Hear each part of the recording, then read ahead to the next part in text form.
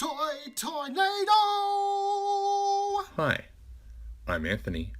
I'm all recovered from our out-of-this-world collectibles experience and ready to return to your regular ToyToynado programming. And with me is a man who is a lean, green, sewer-skating machine. It's Pete. As the mystery box turns, I'm going to be honest. This is one of my favourite characters, but yet I really don't know anything about him.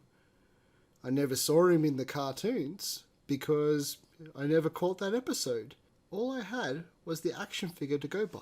I'd like to introduce you to Mondo Gecko from the 1987 series of Teenage Mutant Ninja Turtles.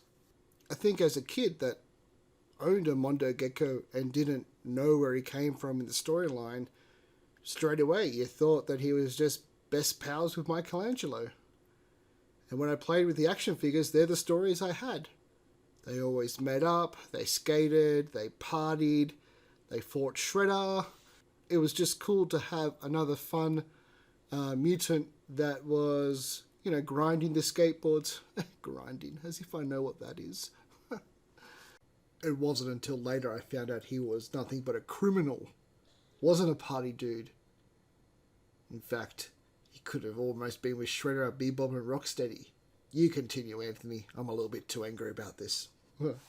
Look, Pete, you're right. He did start out as a bad guy, but Mikey showed him the error of his ways, and in the end, he fights for the side of good. In fact, in both the Archie comics and the Nickelodeon cartoon series, he joins the Mighty Mutanimals. In fact, he gets to team up with Leatherhead and Slash. Let's talk and show his articulation. His head would swivel back and forth. Shoulders could swing back and forth. No wrist joint turns like the others. Now that I look back, each toy really did have a mixed amount of range in the articulation. Wonder why. You're right, Pete. The articulation on these figures does vary quite a bit.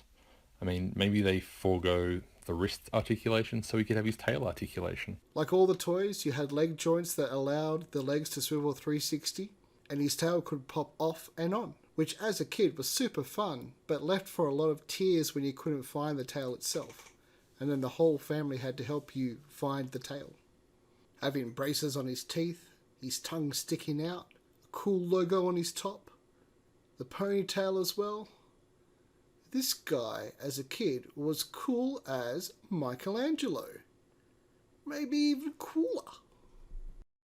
Now, accessory-wise, Pete, he really didn't come with much. He came with that skateboard that you see there, and a little pack of stickers, I believe. But I guess he didn't really need anything more than that skateboard now, did he? I do love the sculpt, though. There are some very cool little bits, like he's got the roller skate on his tail, and all the little details and the skin textures. Somebody did a really good job of designing this figure. Mondo Gecko, the rip-roaring skateboarding reptile. It's been great, but I gotta skate.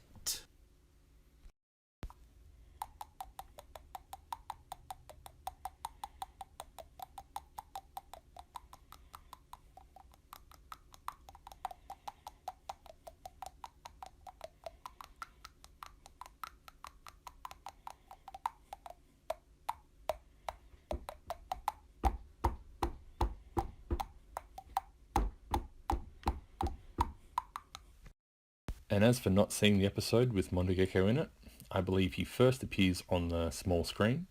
Episode 4 of Season 5, I think the episode's called Michelangelo Meets Mondo Gecko. And as for his first appearance in the comics, he first appears in the Teenage Mutant Ninja Turtles Adventures by Archie Comics. I believe it's issue number 18. Unfortunately, I do not have that episode. Hey Pete, I noticed we're doing a lot of the Mighty Mutanimals. Is this on purpose? They were a pretty cool group with a wide and varied cast. I'm pretty sure in the comic they fight the Horsemen of the Apocalypse. Thanks for joining us on our sewer skating safari. Make sure to like and subscribe, and don't forget to tell us who your favourite Mighty Mutanimal was. It was Dreadmon, wasn't it? It was definitely Dreadmon.